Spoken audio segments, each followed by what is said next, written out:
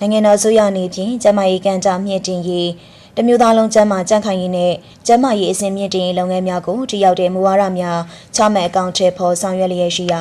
ပြည်သူလူထုတိုက်ရိုက်အကျိုးပြုတဲ့ကျမ်းမာရေးဆောင်ရှောက်မှုလုပ်ငန်းများဖြစ်စေရေးအလေးထားဆောင်ရွက်လျက်ရှိပါတယ်။နိုင်ငံတော်ဆိုရရဲ့ရက်တရားကာလအတွင်းဆောင်ရွက်မဲ့လုပ်ငန်းစဉ်များမှာကျမ်းမာရေးကဏ္ဍမှာ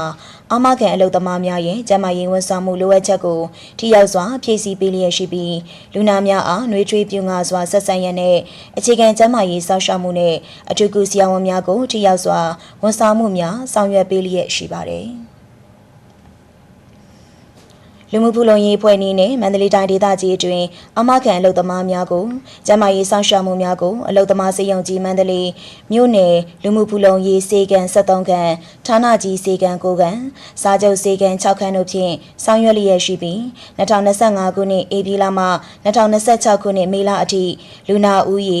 1,43253ဦးအားကုသဆောင်ရွက်မှုပေးနိုင်ခဲ့ပြီးစေဖို့ပြန်အံအမှုတွေ3859မှုအတွက်ငွေသားတန်ပေါင်း